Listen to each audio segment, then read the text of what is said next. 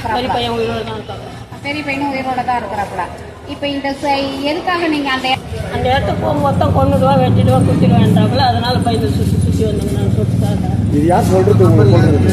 அதே நான் நபருங்க, அந்த இவங்க தான் புரோக்கருங்க தான் எல்லாரும். புரோக்கர் அவங்க பேர்லாம் தெரியுமா? யார பேராச்சும்? வேறெல்லாம் வந்து ரொம்ப தெரியாது.